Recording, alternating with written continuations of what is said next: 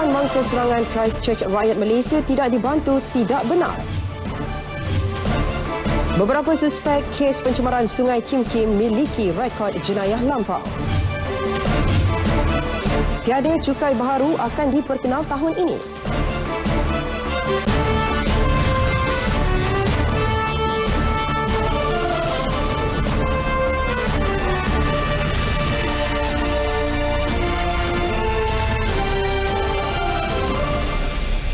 Assalamualaikum dan salam sejahtera. N5 bersama saya Nurul Hidayah Nawai. Selain tajuk utama tadi, kami juga akan berlintas langsung ke Negeri Sembilan bersama Syafiq Azrul Zafri dan diikuti Kedah bersama Siti Zaidah Osman. Kemudian seperti biasa kita akan ke Sabah bersama Muhammad Dia Sahlan dan diakhiri Sarawak bersama Bumawin. Terus bersama N5.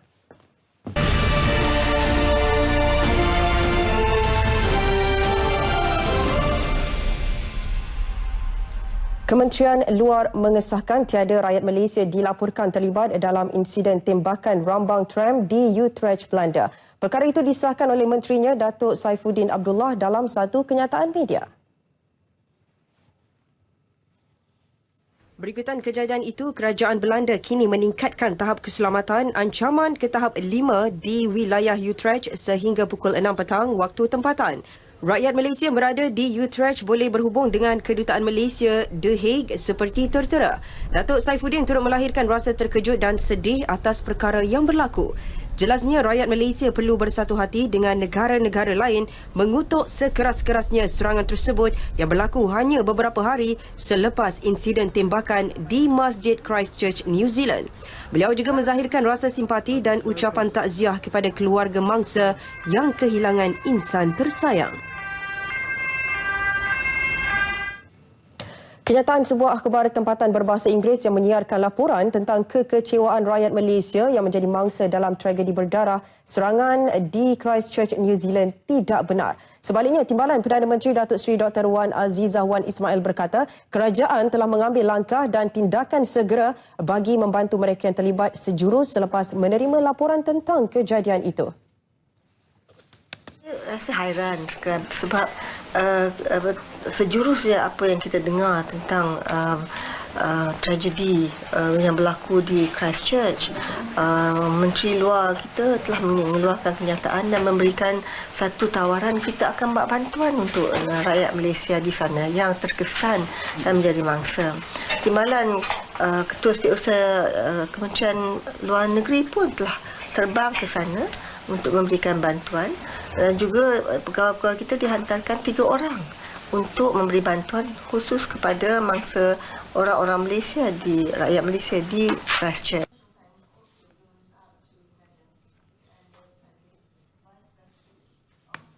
Beliau menjelaskan demikian dalam satu sidang media selepas mempengerusikan mesyuarat Biro Pengurusan Transformasi Sosial MOST di Paris, Perancis. Datuk Seri Dr. Wan Azizah berharap semua pihak termasuk media supaya merujuk kepada pihak yang berkaitan. Beberapa orang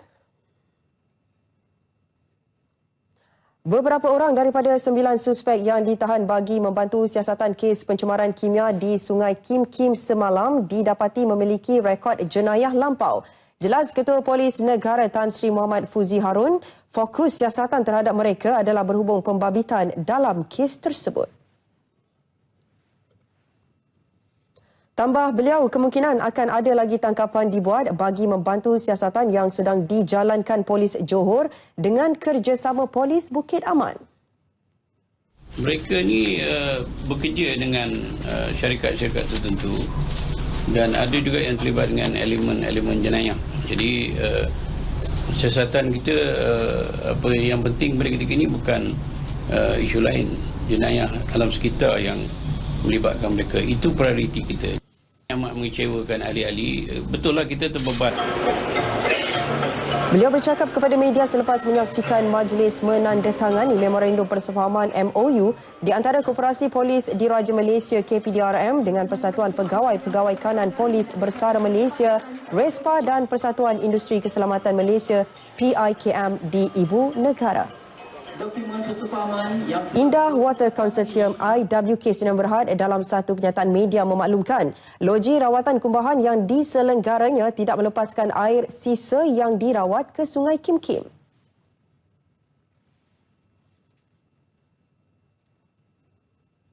Menurut Ketua Pegawai Eksekutif IWK, Faizal Osman, 7 loji rawatan kumbahan di bawah kendalian IWK serta air sisa terawat yang dilepaskan ke Sungai Masai mematuhi piawaian tinggi yang ditetapkan Jabatan Alam Sekitar JAS.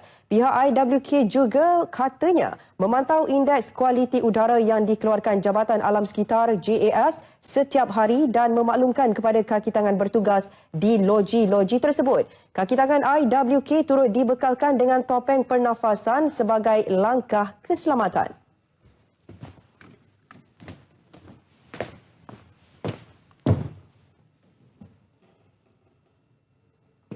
Belas rakyat Malaysia yang terselamat dalam kejadian gempa bumi di Lombok Timur, Indonesia Ahad lalu tiba dengan pesawat di KLIA 2 pukul 3.15 petang tadi.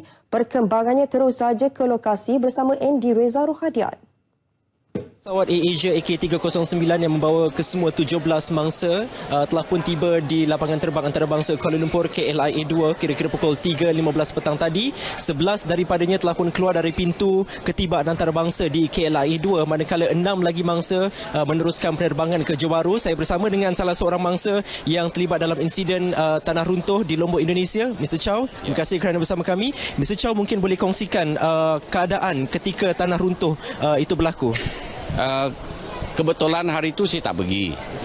Saya sebab isteri saya kurang sihat, saya tak pergi. Kita stay dekat hotel. Tapi kita boleh rasa dia gagal. Mula-mula gagal dia gini, rentak-rentak saja. The second earthquake dia swing. Yang swing tu dahsyat. Baru kita tahu itu earthquake. Waktu itu kawan-kawan berada di kawasan air terjun di Tiu Club itu. Apa yang berita yang disampaikan kepada Mr. Chow pada waktu itu? Dia telefon saya, dia minta helikopter rescue. Lepas tu dia main line pun tak jelas. Terus saya telefon kita punya duta lah, duta in Jakarta, ask for help.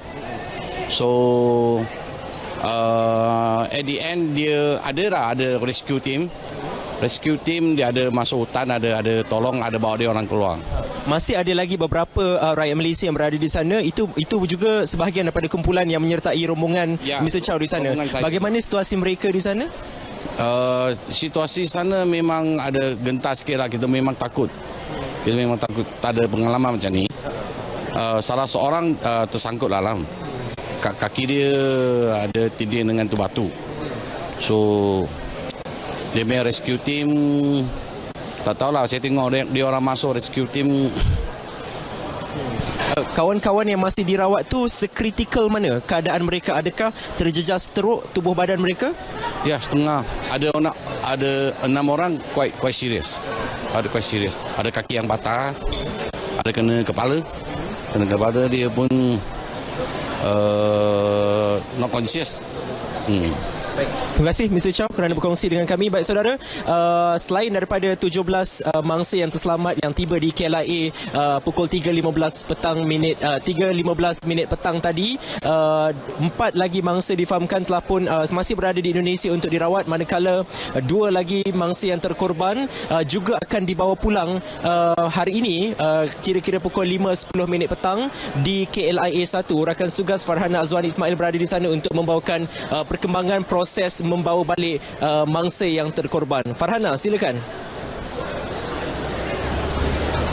Baik, Andy, perkembangan di kompleks kargo lapangan terbang antarabangsa Kuala Lumpur KLIA pada ketika ini, kami pihak media sedang menanti kedatangan bas yang akan membawa kami masuk ke dalam kompleks kargo sebentar saja lagi, di mana difahamkan mayat mendiang 2 rakyat Malaysia yang terkorban dalam kejadian gempa bumi di Lombok Ahad lalu tiba di kompleks kargo ini kira-kira pukul 5.10 petang. Menurut kenyataan yang dikeluarkan oleh Kementerian Luar Negeri, 2 orang yang terkorban iaitu Datin Tai Siu Kim dan Lim Saiwah dibawa pulang dengan menggunakan pesawat Garuda Indonesia GA816 serta diiringi ahli keluarga.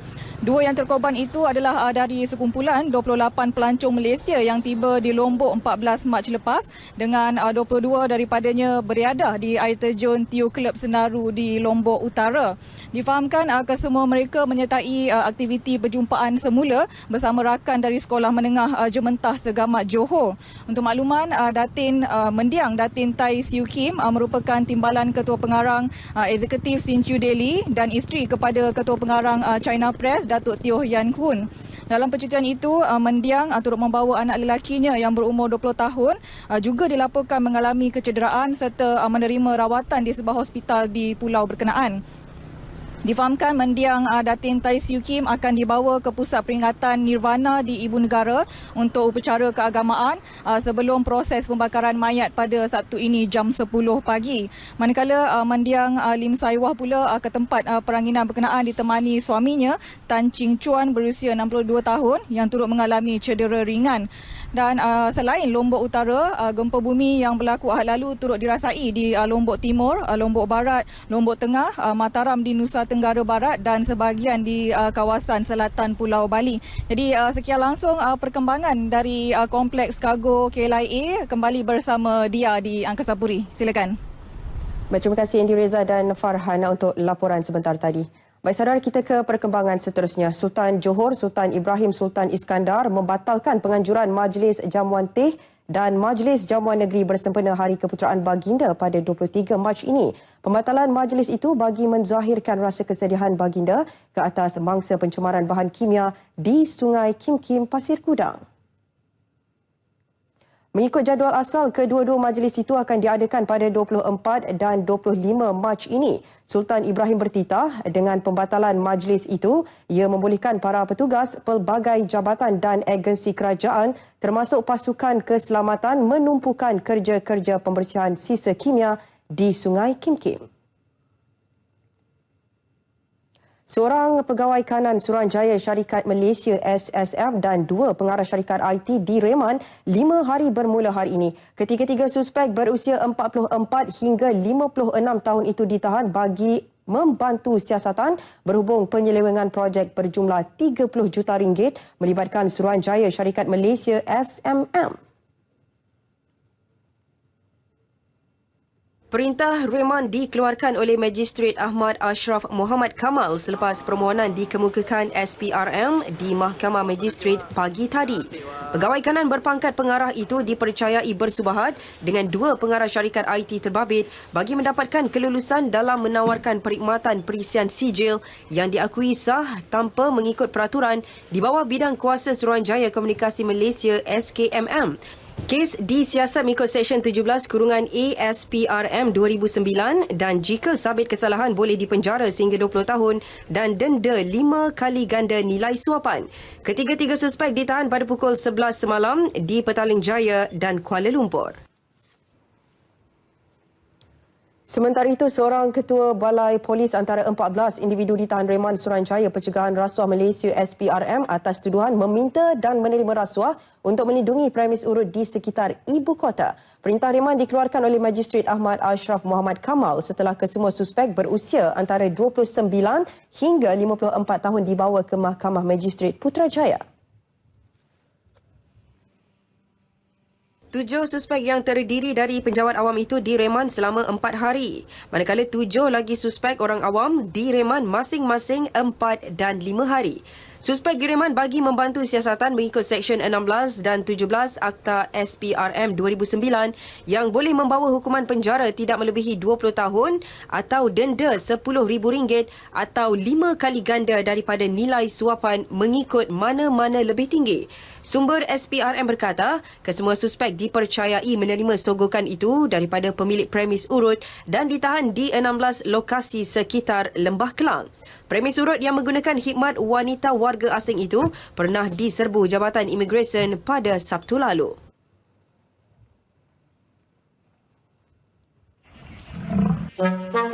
Buat api ya!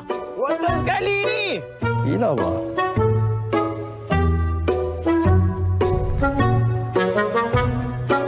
Cik!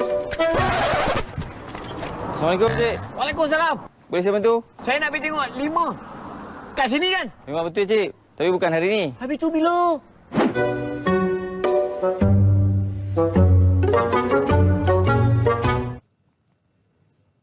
Tiada cukai baharu akan diperkenal tahun ini melainkan cukai gula yang telah diumum dalam Belanjawan 2019.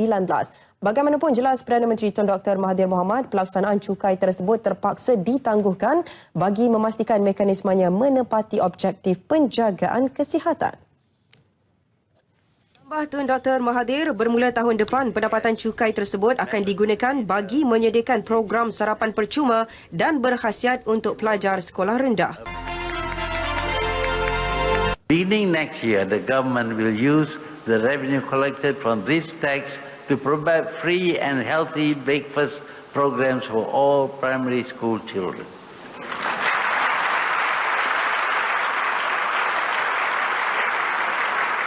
We want our children to be strong and healthy and to perform well in school. Tun Dr. Mahathir menyampaikan ucap tama sempena persidangan pasaran modal Invest Malaysia 2019 di Ibu Negara. Pelaksanaan cukai eksais 40 sen seliter pada minuman manis yang mengandungi 5 gram gula atau pemanis berasaskan gula bagi 100 ml termasuk buah-buahan dan jus sayuran dengan kandungan gula lebih 12 gram bagi 100 ml ditangguhkan kepada 1 Julai depan. Dalam perkembangan lain, beliau menjelaskan Jawatan Kuasa Pembaharuan Cukai TRC kini dalam proses akhir untuk memuktamadkan cadangan dalam meningkatkan hasil cukai negara. Tun Dr. Mahathir turut memaklumkan kadar cukai korporat dikurangkan kepada 17% berbanding 18% kepada syarikat perusahaan kecil dan sederhana PKS dengan modal berbayar di bawah 2.5 juta ringgit dan perniagaan dengan pendapatan bercukai tahunan di bawah RM500,000. Kementerian Perdagangan Dalam Negeri dan Hal Ehwal Pengguna KPDN HEP mengambil inisiatif membangunkan aplikasi mudah alih Price Catcher menggunakan platform Android bagi membantu rakyat menangani kos sara hidup. Aplikasi itu memaparkan maklumat harga lebih 400 barangan keperluan pengguna yang dikutip lebih daripada 1,000 pegawai pemantau harga PPH KPDN HEP di seluruh negara secara harian, mingguan dan bulanan. Ikuti laporan Ashraf Abdul Rahman. Menterinya Datuk Seri Saifuddin Nasution Ismail berkata melalui aplikasi itu pengguna dapat menjimatkan masa dan kos untuk membuat perbandingan harga antara premis yang berlainan di sesuatu kawasan. Seterusnya pengguna dapat merancang perbelanjaan dengan memilih premis yang menawarkan harga yang berpatutan. Bila dia boleh membuat pilihan sebab price catcher ni memberi maklumat barangan yang sama yang menjual pada harga yang berbeza. Jadi sebagai pengguna, kalau dia tahu bahawa ada lokasi yang menjual satu produk A dengan harga RM15 satu tin, maklumat price catcher juga memberitahu lokasi D menjual dengan harga RM16.75, lokasi G memberi maklumat produk yang sama tapi harganya RM18.15. Jadi sudah tentu pilihan yang ketara buat seorang pengguna bijak adalah pergi ke lokasi yang menjual dengan harga 15 sen. Jadi ianya lengkap dalam price catcher ini. Beliau menyatakannya pada majlis pelancaran aplikasi mudah alih Price Catcher dan Perhimpunan Bulanan KPDN HEP di Putrajaya. Aplikasi itu mempunyai ciri-ciri seperti carian mengikut kategori, lokasi atau perkataan. Ia juga berfungsi untuk mengesan lokasi serta perbandingan harga berdasarkan item atau bakul barangan. Selain hebahan mengenai perubahan harga minyak atau maklumat kepenggunaan yang lain, Datuk Seri Saifuddin turut menyuruh pengguna agar berkongsi maklumat harga yang boleh dimanfaatkan pengguna lain seperti harga promosi. Di samping menggalakkan peniaga untuk menggunakan platform Price Catcher untuk menghebahkan promosi-promosi yang dibuat. Inisiatif membangunkan Price Catcher ini diharap dapat membantu pengguna agar bijak merancang perbelanjaan dan memilih premis yang menawarkan harga yang berpatutan selain menggalakkan golongan peniaga meletakkan harga yang munasabah. Ashraf Abdul Rahman, RTN.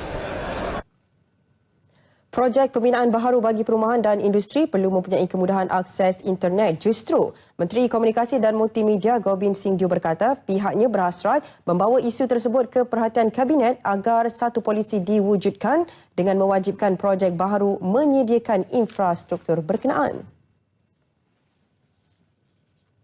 Tambah Gobin lagi, penyediaan kemudahan itu adalah sama penting seperti keperluan asas lain iaitu elektrik dan air. Kita pastikan bahawa semua projek-projek pembinaan baru, walaupun ianya projek perumahan, projek kawasan perusahaan, industri dan sebagainya, wajib juga kita ada infrastruktur yang akan mendukung internet supaya tidak ada masalah sebegini yang timbul dalam masa depan. Saya rasa kita kena terima seperti kita ada electricity, kita juga ada air yang menjadi apa yang disebut sebagai basic utilities hari ini. Maka tidak ada sebarang projek baru yang boleh diluluskan tanpa adanya ditunjukkan bahawa pemaju-pemaju akan pasangkan elektrik dan juga air. Beliau menjawab pertanyaan ahli Parlimen Kota Melaka, Khoo Poi Tiong, yang membangkitkan isu kos infrastruktur Unify yang tinggi selain perlu dibayar pelanggan. Di mana kita Pengenalan perkhidmatan bekam di fasiliti kesihatan kerajaan boleh dipertimbang setelah melihat kepada hasil laporan penilaian teknologi tersebut dan situasi semasa. Jelas Menteri Kesihatan Datuk Seri Dr. Zulkifli Ahmad, kementeriannya akan terus mengkaji dan menghasilkan satu laporan teknologi kesihatan mengenai bekam basah untuk penyakit diabetes dan kardiovaskular.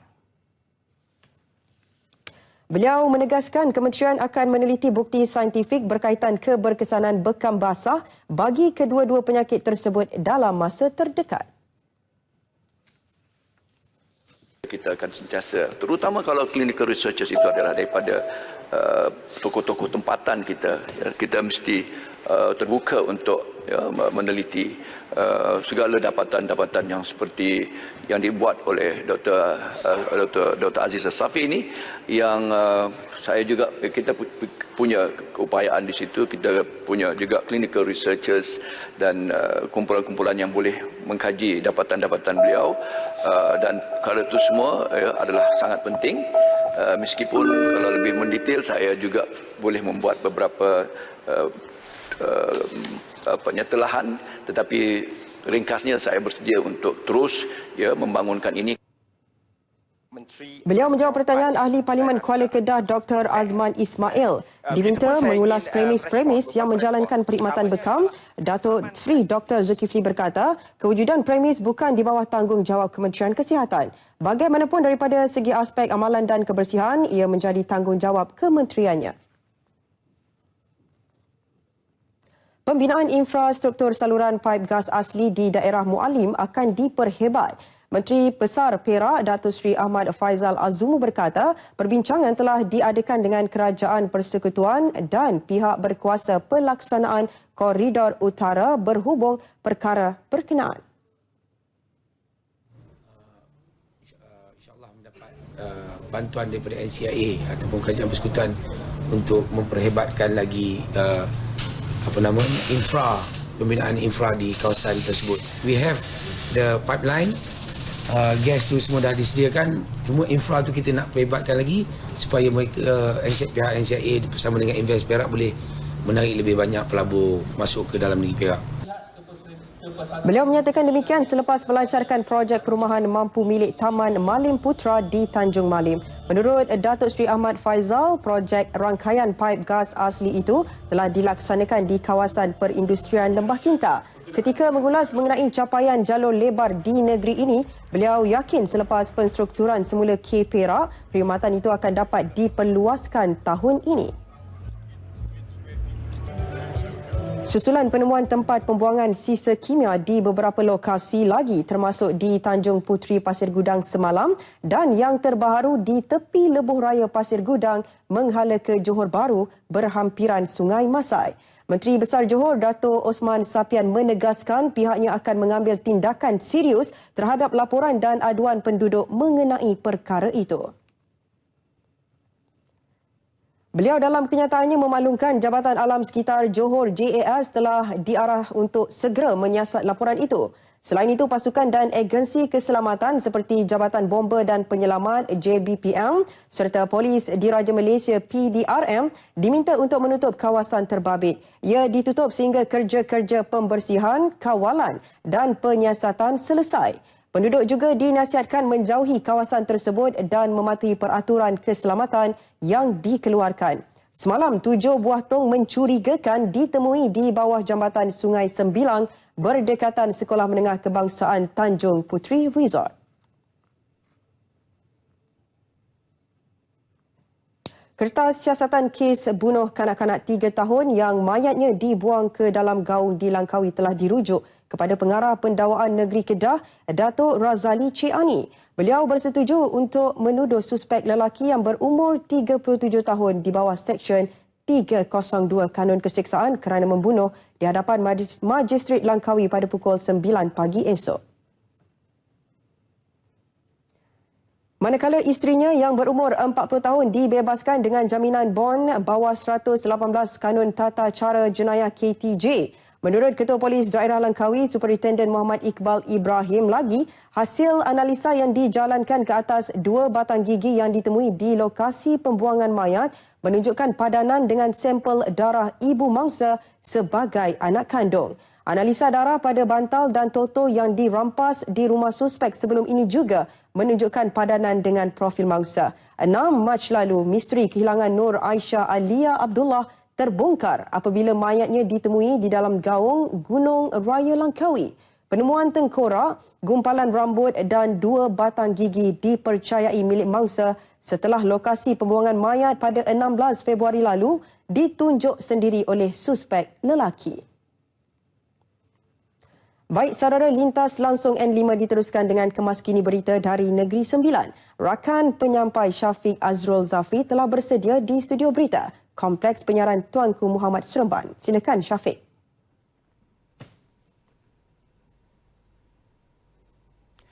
Residensi Seremban Sentral dijadual siap sepenuhnya hujung tahun ini. Menurut Exco Kesejahteraan Bandar Perumahan Kerajaan Tempatan dan Kampung Baru Negeri Sembilan, Teo Kok Siong, kerja pembinaan yang bermula sejak tahun 2015 itu telah siap 90% dan bakal dihuni menjelang awal tahun hadapan.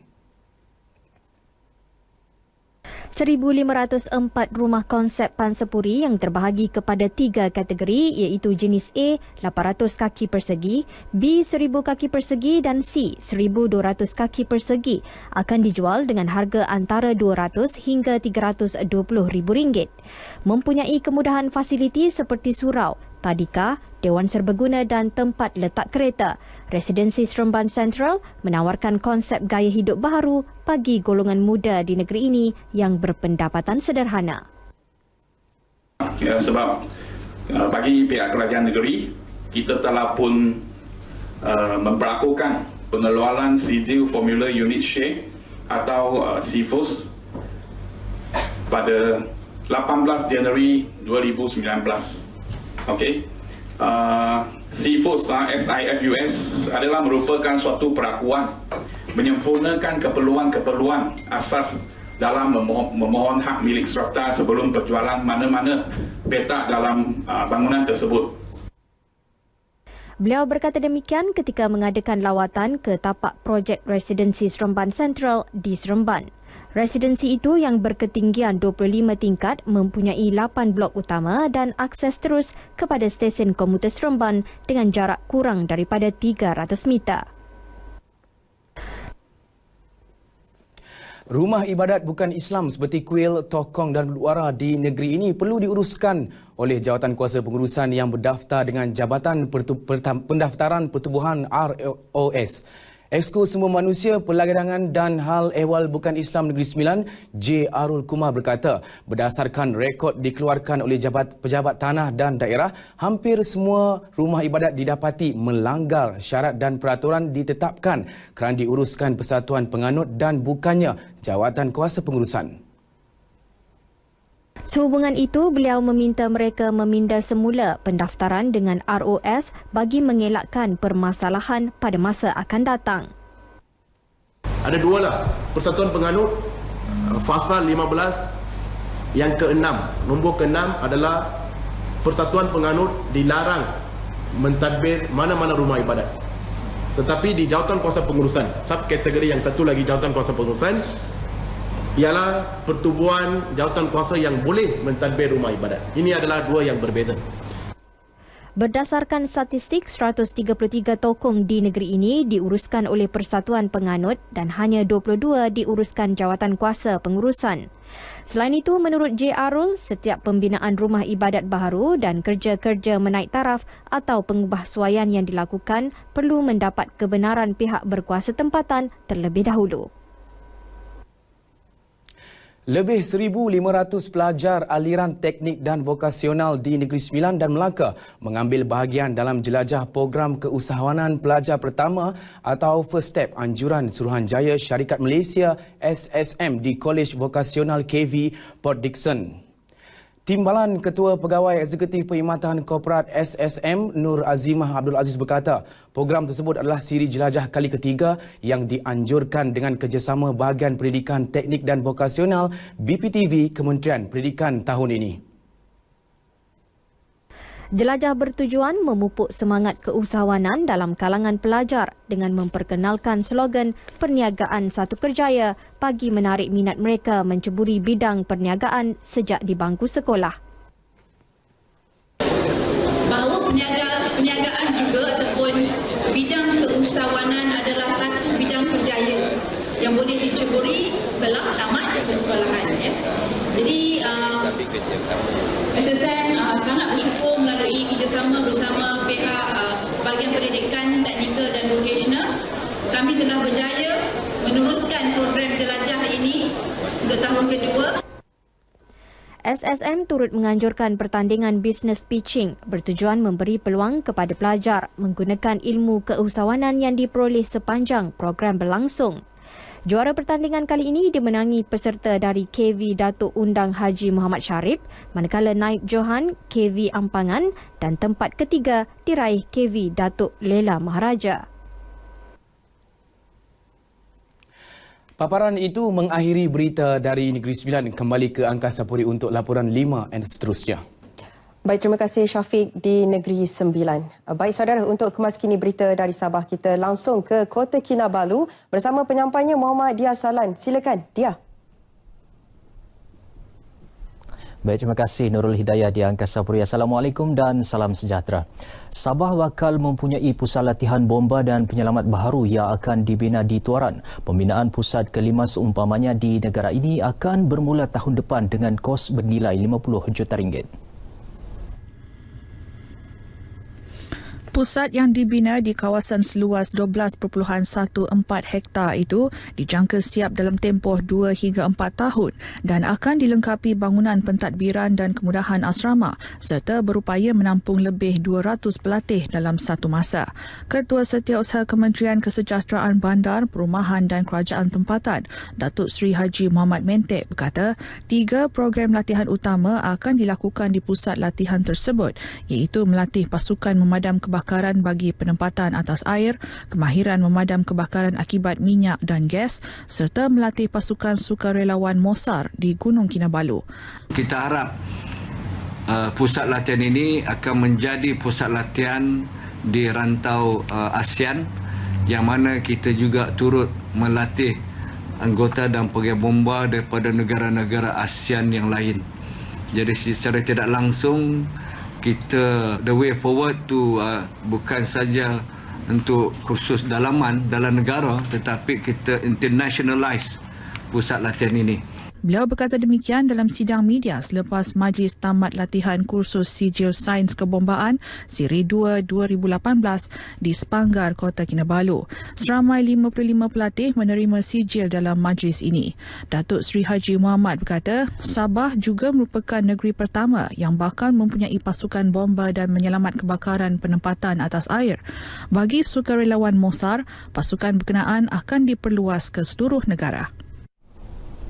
Institut Kajian Pembangunan Sabah IDS mengenal pasti isu tuntutan tanah antara punca penangguhan pembinaan projek Lebuh Raya Pen Borneo di negeri ini. Pengerusi IDS Tan Sri Simon Sipaun berkata masalah tersebut bertambah rumit apabila tanah yang terlibat adalah peninggalan keluarga atau pemilik tidak memberi kerjasama kepada kerajaan. The main delay actually is something to do with land, and land is a very precious item especially to the orang kampung, They are very close relationship, land and the people. And that's why I said it's important for the government to make the people understand. Beliau ditemui media selepas merasmikan bengkel mengenai pendekatan sistem kepada pembangunan infrastruktur kes Pen Borneo anjuran IDS di Kota Kinabalu. Tan Sri Simon berkata Sabah mempunyai undang-undang untuk membolehkan kerajaan mengambil alih tanah persendirian untuk tujuan awam dan pemilik tanah tidak boleh mencabar undang-undang tersebut. Beliau bagaimanapun berkata pemilik tanah boleh mencabar jumlah pampasan sekiranya tidak berpuas hati dengan jumlah yang ditawarkan. Mengenai bengkel ini, Tan Sri Simon berkata ia bagi mencari penyelesaian dan strategi untuk meminimumkan kesan negatif pembinaan lebuh raya Pen Borneo. Bengkel sehari ini disertai 106 pegawai dari agensi kerajaan, swasta dan NGO. Maritim Malaysia Zon Maritim Tawau menahan 2 bobot pancing masing-masing disyaki melakukan kesalahan di bawah enakmen pelabuhan dan dermaga 2002 di perairan Indra Sabah Tawau tengah hari semalam. Menurut Timbalan Pengarah Operasi Zon Maritim Tawau, Komando Maritim Muhammad Yusri Hussein, bot berkenaan ditahan peronda maritim yang sedang meronda dalam Ops Pluto Timur dan Ops Maharlika 2 di kawasan perairan Tawau. Katanya pemeriksaan mendapati juragan bot pertama yang merupakan penduduk tempatan berumur 31 tahun gagal mengemukakan dokumen lesen bot, manakala juragan bot kedua berumur 14 tahun melanggar syarat sah lesen yang mana nama juragan tidak sama pada lesen bot. Kedua-dua juragan itu ditahan dan seterusnya diserahkan kepada Jabatan Pelabuhan dan Dermaga Sabah untuk siasatan lanjut. Komando Maritim Muhammad Yusri berkata pihaknya akan terus menjalankan tugas-tugas penguatkuasaan undang-undang di kawasan perairan negara, khususnya di Tawau bagi membantras aktiviti yang menyalahi undang-undang dari semasa ke semasa. Baik, sekian berita dari Sabah petang ini. Kembali bersama Nurul Hidayah di Angkasa Pura. Silakan Nurul. Terima kasih dia di RTM Sabah. Kesedaran penipuan siber dan kempen melawat Sarawak antara tumpuan lintas langsung dari studio RTM Kuching petang ini. Kita terus saja bersama Buma Win. Silakan Buma. Baik, terima kasih Nurul di Angkasa Puri. Salam hormat dan salam sejahtera. Orang ramai harus peka dengan penipuan siber yang semakin berleluasa di seluruh negara pada masa kini. Timbalan Ketua Setiausaha Dasar Kementerian Komunikasi dan Multimedia Malaysia, KKMM, Syakib Ahmad Syakir berkata, 47 rakyat Malaysia yang tertipu di Kemboja sehingga membawa ke penjara selama 2 bulan wajar menjadi pembuka mata betapa bahayanya penipuan siber dan pemerdagangan orang. Jelasnya dengan pelbagai taktik dan tarikan yang digunakan oleh sindiket penipuan, rakyat Sarawak tidak terkecuali daripada ancaman penipuan siber yang memodalkan panggilan telefon dan media sosial. Beliau berkata kepada media selepas taklimat jenayah siber dan kesedaran pencegahan anti pemerdagangan orang di Auditorium Piramli RTM Kuching. Katanya tahun lepas saja KKMM merekodkan seramai 1,300 rakyat asing yang terperangkap dalam pemerdagangan orang di Malaysia dan kebanyakannya terlibat dalam aktiviti pelacuran. Antara golongan sasaran yang mudah terperangkap dalam sindiket penipuan siber ini termasuk mahasiswa, wanita berkejaya dan pesara.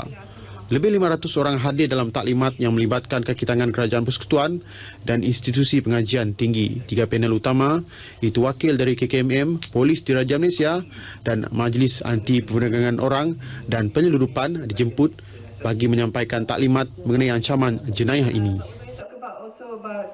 Jabatan Bomba dan Penyelamat JBPM Sarawak merekodkan sejumlah 139 panggilan kes kebakaran belukar, lalang dan hutan bermula 1 hari bulan Mac hingga semalam membabitkan keluasan kira-kira 92.79 hektar. Pengarah JBPM Sarawak Khairuddin Rahman dalam kenyataan media berkata panggilan kebakaran ini menunjukkan peningkatan mendadak dan trend ini dijangka terus meningkat ekoran daripada keadaan cuaca panas dan kering yang melanda utara negeri ini iaitu di Miri, Lawas dan Marudi. Daripada 139 panggilan kes kebakaran belukar yang diterima, Miri mencatat jumlah panggilan tertinggi iaitu 67% atau 93 kes diikuti Limbang dan Bintulu masing-masing 7%. Oleh itu, JBPM Sarawak menyeru kepada orang ramai supaya bersama-sama membantu di dalam membendung sebarang bentuk aktiviti pembakaran terbuka dan memohon melaporkan perkara tersebut kepada Jabatan Alam Sekitar JBPM dan pihak berkuasa tempatan bagi mengelak kemerebakkan api ke kawasan yang lebih luas lagi. Sementara itu, pasukan Balai Bomba dan Penyelamat Limbang telah melakukan khidmat khas penghantaran bekalan air bersih ke kawasan terjejas akibat musim kemarau di Menamit. Menurut penolong pengarah operasi JBPM Sarawak, Tiong Ling Hee, setakat semalam sejumlah 308,000 liter air telah dihantar kepada penduduk. Hari ini, khidmat penghantaran diteruskan ke lokasi sekolah dan rumah di sekitar Pekan Mendamit. Rampasan barangan bernilai 1.2 juta ringgit di sempadan Sarawak dalam awas keris parang bagi tempoh 9 bulan pertama tahun lepas merupakan antara kejayaan membanggakan Division Pertama Infanteri Malaysia, Angkatan Tentera Malaysia, ATM. Mendedahkan demikian, Panglima Medan Timur Tentera Darat Lieutenant Jeneral Datuk Wira Zamrus Muhammad Zain berkata, selain itu di bawah Opsama, ATM turut berjaya menahan 177 pendatang asing tanpa izin parti yang membabitkan sejumlah 97 kes secara keseluruhan. Malah pasukan berkenaan turut berjaya meraih pengiktirafan 5 bintang bagi audit pengurusan keuangannya selain terbaik dalam pengurusan logistik. Beliau berucap pada Majlis Pembarisan Penghargaan dan Serah Terima Tugas Panglima 1 Division di Padang Kawat Kem Muara Tuang yang menyaksikan Major Jeneral Datuk Toh Chun Siang menyerahkan tugasnya sebagai Panglima 1 Division Infanteri kepada Major Jeneral Datuk Mat Din Abu. Sehubungan itu, beliau yakin dengan kepercayaan yang diberikan kepada Panglima 1 Division Infanteri yang baru dilantik, pasukan tentera darat akan terus maju dan cemerlang di masa akan datang.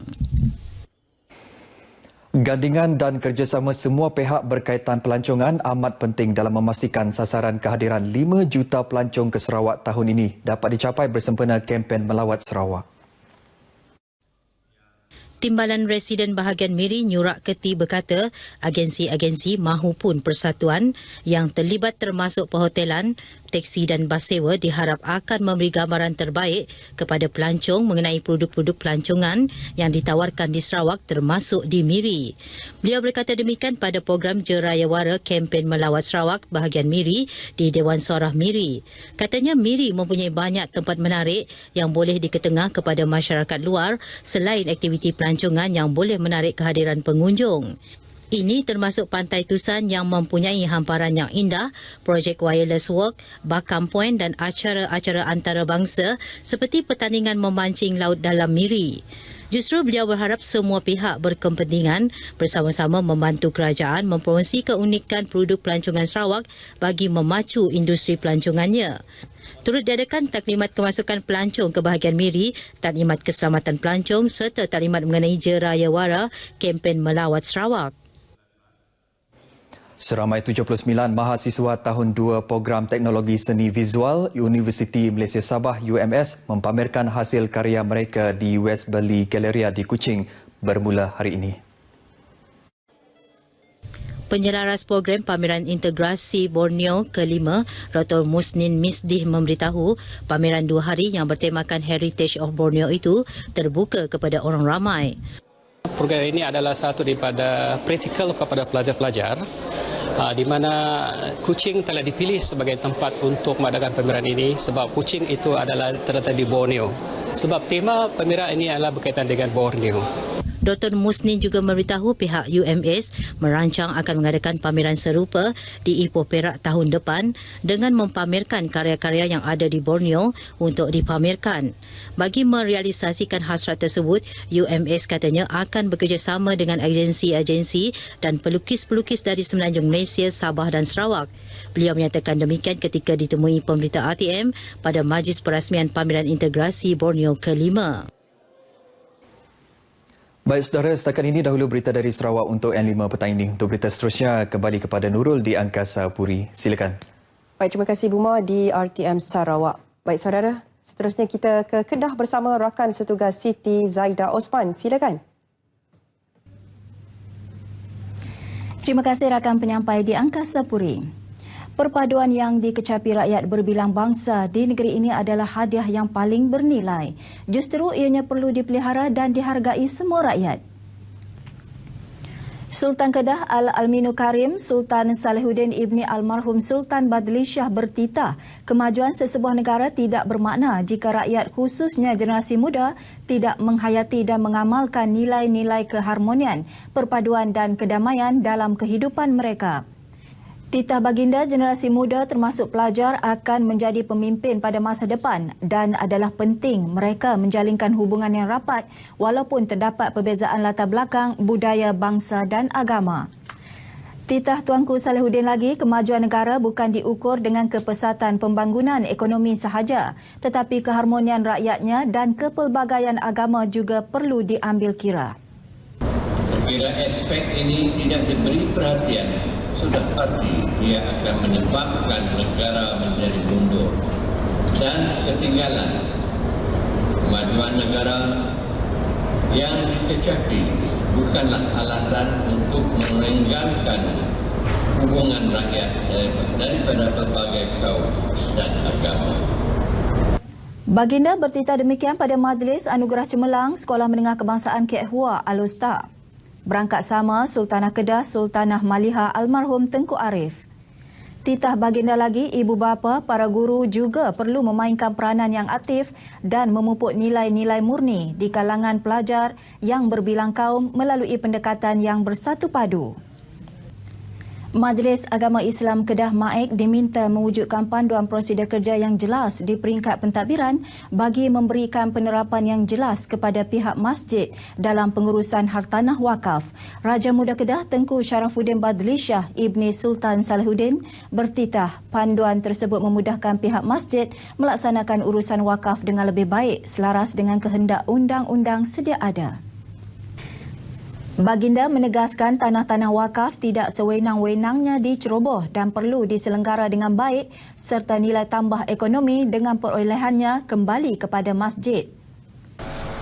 Justru itu, harus ada satu sistem pengurusan yang profesional di dalam menguruskan aset-aset wakaf. Aset yang ada seperti tanah jika sesuai di dalam zoning perbandaran perlu dibangunkan dengan projek rumah kedai, perumahan dan sebagainya. Bangunan-bangunan wakaf pula perlu diselenggarakan dengan baik agar nilainya bertambah. Tengku Syarafuddin Badlishah bertitah demikian pada Majlis Perasmian Konvensyen Wakaf Peringkat Negeri Kedah di Al-Usta. Hadir sama Pengarah MAIK Datuk Abdul Rahman Ismail. Baginda yang dipetua MAIK turut menekankan 3 aspek utama yang perlu diambil perhatian iaitu menekankan amalan berwakaf di kalangan umat Islam di negeri ini. Aspek lain pengurusan strategik dalam pembangunan, menguruskan dan mengembangkan aset-aset dan hartanah wakaf. Baginda juga menekankan tanggungjawab masjid dan khariah masjid supaya tanah-tanah wakaf di negeri ini adalah menjadi amanah MAIK selaras dengan enakmen pentadbiran Undang-Undang Islam Kedah Darul Aman.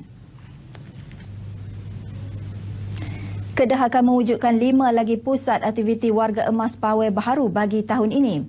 Ia menjadikannya sebanyak 11 buah termasuk 6 buah yang sedia ada dengan matlamat memberikan kemudahan terbaik kepada warga emas.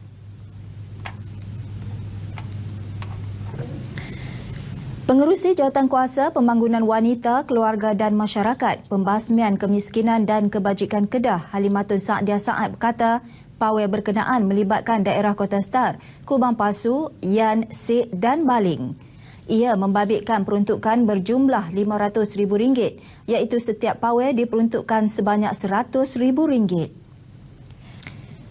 Kerajaan Persekutuan juga katanya telah menyediakan 1 mobile unit penyayang warga emas Upware bagi kegunaan golongan warga emas di bawah kendalian Masjid Pusat Kebajikan Semenanjung Malaysia, Cawangan, Kedah. Bagi tujuan dan aktiviti warga emas di negeri ini, pada tahun ini Kerajaan Persekutuan telah meluluskan RM14,000. Jadi insyaAllah kita bersama-sama Jabatan Kebajikan Masyarakat mengambil perhatian ini Cik Mino. Jadi untuk kita akan wujudkan lagi 5 pusat pawai di Kedah ni yang telah diluluskan sebanyak RM500,000 daripada pusat untuk negeri Kedah saja. Adun Bukit Kayu Hitam itu bercakap kepada RTM selepas merasmikan seminar Golden Mind dan Intergenerasi Warga Emas Kanak-kanak dan Remaja di Sintok. program berkenaan julung kali diadakan. Ia melibatkan penyertaan seramai 179 orang warga emas, 55 orang kanak-kanak dan 111 orang remaja. Sementara itu, Pengarah Kebajikan Masyarakat Kedah, Azmi Abdul Karim berkata, warga emas yang ditinggalkan di Pawai hanya waktu senggang sahaja, iaitu mulai pukul 8 pagi hingga 5 petang pada hari bekerja. Mereka diselia oleh seorang penyelia yang memantau aktiviti berkaitan. Kita galak dia duduk dengan keluarga, tapi masa senggang tu, kerja tu dia tinggal kat Pawai. Itu je lah. Berapa jam dia duduk di sini? Sampai petang lah. 8 pagi terus sampai 5-6 petang. Berita itu tadi mengakhiri bahan berita dari Negeri Jelapang Padi Kedah Darul Aman. Saya Siti Zaida Osman. Assalamualaikum, salam sejahtera. Kembali bersama rakan penyampai di Angkasa Puri. Baik, terima kasih Siti Zaida langsung dari Kedah. Baik saudara, untuk laporan cuaca semasa langsung ke Jabatan Meteorologi bersama Afizal Hakim Syafi'i. Silakan.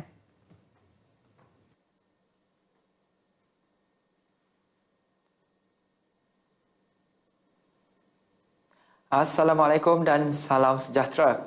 Laporan cuaca pada petang ini dimulakan dengan melihat status gelombang haba terkini di negara kita, di mana di Semenanjung Malaysia, daerah Pendang di Kedah telah pun diletakkan pada tahap 2. Berikutan kawasan tersebut telah pun mencatatkan suhu maksima harian sebanyak 37 darjah Celsius untuk sekurang-kurangnya 3 hari berturut-turut. Manakala bagi kawasan-kawasan lain yang berwarna kuning masih lagi diletakkan pada tahap 1, yakni berjaga-jaga, berikutan telah pun mencatatkan suhu maksima harian sekurang-kurangnya 35 darjah Celsius untuk 3 hari berturut-turut.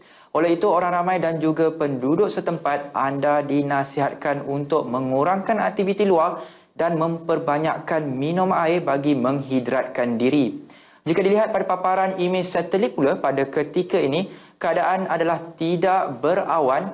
Berikutan keadaan adalah cerah dan tidak berawan. Jika dilihat pada paparan imej gema radar pula Semenanjung Malaysia pada ketika ini, keadaan adalah cerah di semua negeri, namun menjelang lewat petang, hujan di satu dua tempat dijangkakan boleh berlaku dan lebih tertumpu di kawasan pedalaman negeri Perak dan juga Selangor. Bagi negeri Sabah pula pada ketika ini, hujan di satu dua tempat kini sedang berlaku dan lebih tertumpu di kawasan pantai barat dan juga pedalaman negeri Sabah yang dijangkakan akan beransur reda menjelang lewat petang ini. Bagi negeri Sarawak pula pada ketika ini dalam keadaan cuaca yang cerah di kesemua bahagian, namun menjelang lewat petang dijangkakan hujan berseteribut petir di satu dua tempat boleh berlaku dan lebih tertumpu di bahagian Miri, Limbang dan juga barat negeri Sarawak dan dijangkakan berterusan sehingga ke awal malam nanti. Sekian sahaja laporan cuaca pada petang ini. Seterusnya kita ke tinjauan cuaca bagi bandar-bandar utama seluruh Malaysia untuk malam ini.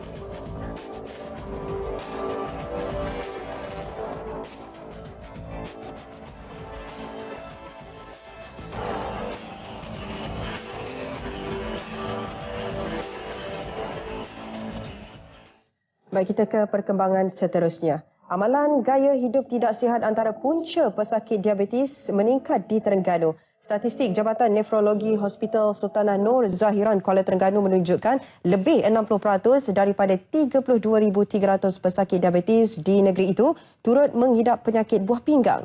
Wartawan Norazila Matsani ada maklumat mengenai status penyakit buah pinggang di Terengganu. Selain diabetes, kegagalan buah pinggang turut disebabkan penyakit darah tinggi, batu karang dan SLE. 1,367 pesakit buah pinggang kronik terpaksa menjalani rawatan dialisis, manakala 350 pesakit menjalani rawatan CAPD yang boleh dilakukan di rumah. Kebanyakan mereka berusia 50 tahun ke atas. Kita boleh kesan awal, kita boleh rawat awal. Jadi kita boleh cegah mereka-mereka ni daripada cegah penyakit, kawal penyakit tu daripada melibatkan buah pinggang, ataupun mereka yang dah ada terkena buah pinggang kita boleh rawat. Lebih RM30,000 setahun dibelanjakan untuk setiap pesakit yang menjalani rawatan hemodialisis di hospital awam, manakala kos bagi setiap sesi rawatan ialah RM200 seorang. Terengganu merupakan antara negeri yang mencatat paling ramai pesakit buah pinggang yang memerlukan rawatan dialisis di hospital. Pengesanan awal penyakit-penyakit, terutamanya penyakit buah pinggang ini, supaya kita dapat mencegah daripada berlaku dan peningkatan kes-kes yang penyakit buah pinggang yang kronik. Bagaimanapun, kaedah CAPD lebih digalakkan kerana kosnya yang lebih murah dan mudah dijalankan sendiri di rumah, manakala peralatan rawatan dihantar ke kediaman pesakit setiap bulan. Kena masa pregnant, lepas tu air kencing berdarah. Masa tu doktor bagi tahulah ada simptom-simptom kena buah pinggang lah. Lepas tu pergi buat check up, bagi tahu buah pinggang rosak. Dah membuat dialisis selama lebih kurang 19 tahun lah. Jadi pada peringkat awal saya mendapat tahu mengidap penyakit buah pinggang dengan adanya masalah air kencing yang kotor lah. Selepas tu dapat bertahan selama 5 tahun sebelum buat dialisis lah. 291 pesakit menunggu untuk menjalani rawatan di pusat hemodialisis dan setakat ini terdapat 332 mesin di 25 pusat hemodialisis di seluruh negeri. 6 daripadanya milik hospital kerajaan, 9 milik swasta, 7 milik NGO dan 3 pusat hemodialisis NBOS. Norazila Muhammad Sani, RTM. Sedikit perkembangan sukan. Kejohanan bola sepak belia antarabangsa Piala Sonics 2019 berakhir dengan pencapaian lebih baik berbanding tahun lalu. Namun hanya naik satu anak tangga. Satu kemenangan daripada 6 perlawanan masih belum memadai buat skuad bawah 18 tahun. Lebih banyak pendedahan perlu untuk membentuk pasukan yang lebih mantap dan bersedia bagi menghadapi 2 kejohanan penting tahun ini, iaitu Piala AFF bawah 18 tahun dan kelayakan AFC bawah 19 tahun. Rangkuman Piala Sonics 2019 disediakan Faisal Jamal. Ketua Jurulatih Boyan Hodak berkata meskipun secara keseluruhan berpuas hati dengan peningkatan pasukan, secara teknikal tidak banyak yang mampu diperbaiki melainkan perubahan taktikal di samping mempertingkatkan tahap disiplin dan kecergasan pemain selepas ini supaya mampu diadaptasi pasukan dalam beberapa bulan persediaan kedua kejohanan penting itu nanti. These younger boys, they have some quality. This is why they are here. Now the only thing is when we will push them to under 19 team, because we are here to produce players for the national team. We can push them, but again, if we push them too early, this can be negative for their development. Because when we go and play AFF, you will have Australia and Vietnam in our group that are physically very big and strong, and you will have Thailand also, who is very tough. So maybe for some of them it's too early. So still we have time. We will have one more camp. We will scout a few other players because you can see that some of them they are not good enough for this physical fight. Sementara itu, pengarah urusan Yakult Malaysia Hiroshi Hamada berkata pihaknya akan meneruskan usaha mendedahkan pasukan muda negara ke Piala Sonics kerana selain ia kejohanan berprestij di Jepun, ia juga dapat membina kemahiran permainan lebih baik dan platform untuk pemain mengembang karya bola sepak di negara itu. So far, for this generation, like under 17 and under 16, is Sonics Cup is one of the biggest event in Japan. Other than that, it's a very small event. But in future also, we will keep on inviting the under 17 Malaysian national team to join the Sonics Cup from the next year onward also.